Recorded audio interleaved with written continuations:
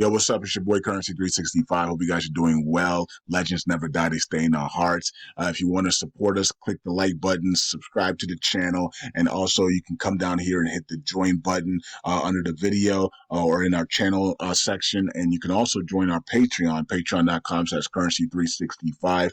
And we also have Cash App and also PayPal for support if you want to sow some seeds. Peace out. God bless. Enjoy the video and keep the movement going. Legends. Bye.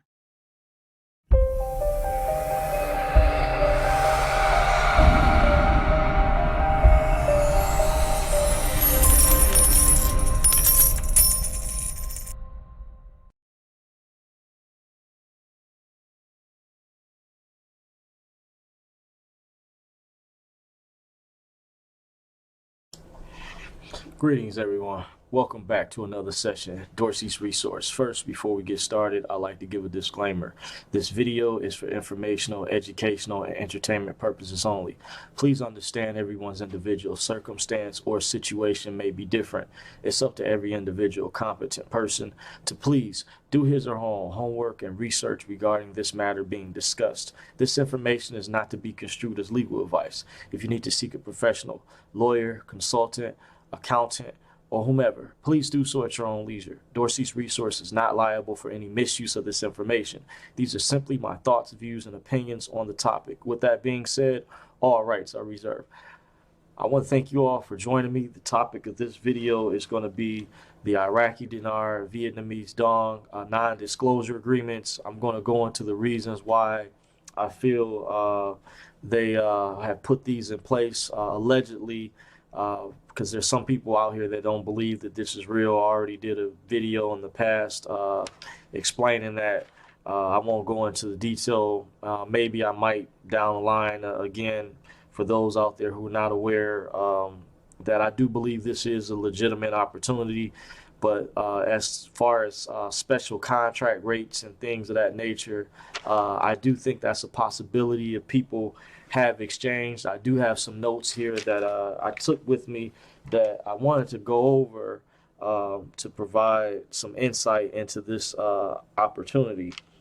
First, I want to say you're dealing with a high network of very wealthy people who didn't intend for the general public or a significant portion of the general public to even know about this opportunity. They only intended, they only wanted insiders, like people who were like their friends.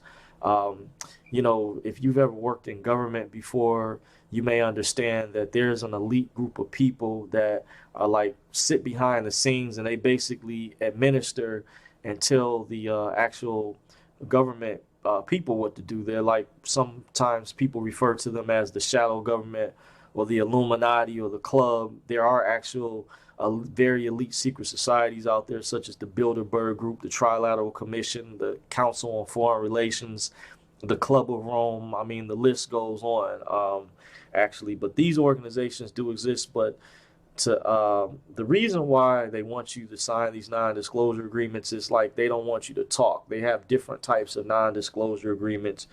However, that certain people that they may be that may have worked with these elite people that may be close to them, they may have shared this information with, so to kind of provide you guys insight, that's how this information leaks out or whatnot. But there are actual dealers, currency exchange dealers out there that do or did sell Iraqi dinar at one time. I do know for a fact that Fifth Third Bank and Chase Bank actually sold dinar.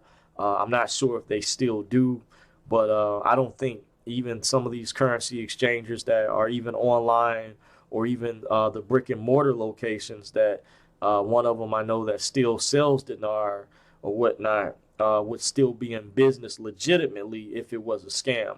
Now, I think the thing people have to understand is you have a legitimate side and you have a part that's you know, where you have what do you call them, con artists that counterfeit currency, and then the old dinar notes from the previous government, those were the old printed notes. From what I understand, those are not going to be exchangeable.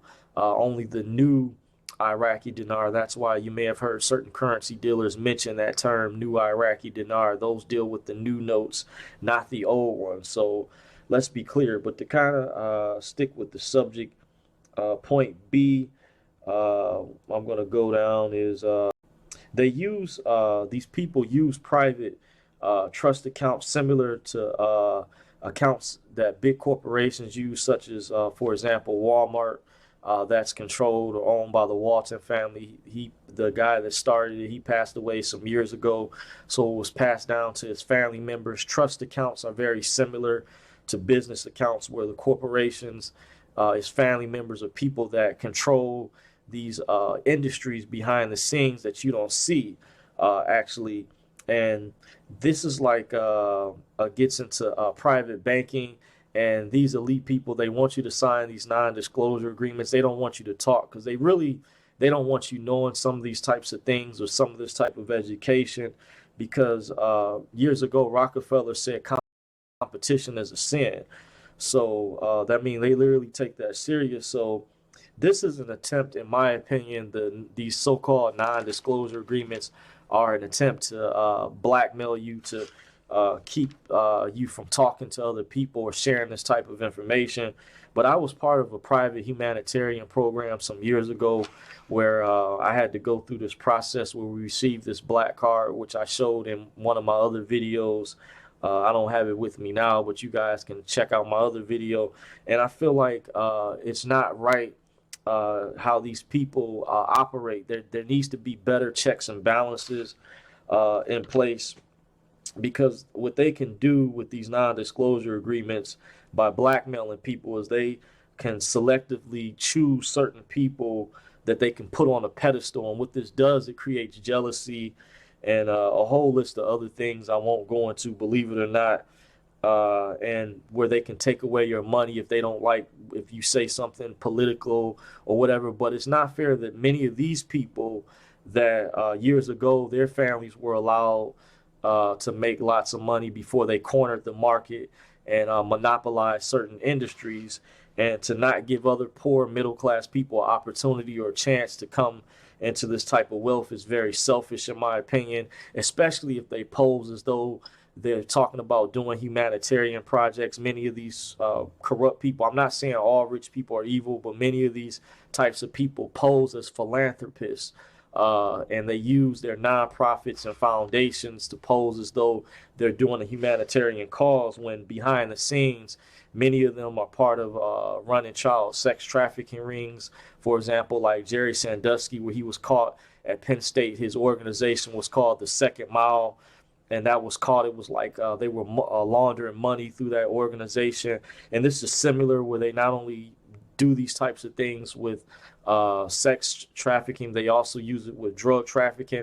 And they were trying to accuse people with many of these prosperity programs, and even this private humanitarian program that I was part of some years back, where we hadn't even had the opportunity to even come into this money or wealth, and they were accusing us of not being good stewards.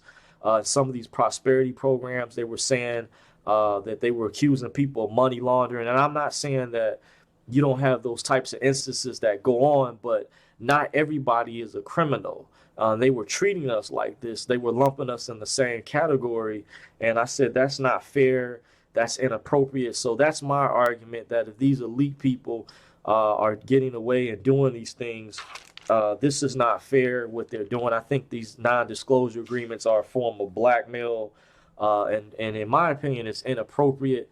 But if this does happen, there is a RV or there's a private contract rates or whatever, I recommend, you really take a close look and read the contract and decide if you're going to really do that. Because I see this as a way of them trying to really blackmail people and do other devious things to people that they're claiming that this is for a humanitarian cause.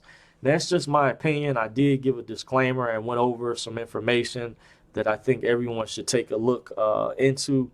So with that being said, I'm not going to be before you any longer. If you did take the time to watch this video, I want to thank you. Please don't forget to thumbs up, rate, comment, and subscribe. Until next time, Dorsey's Resource. Take care.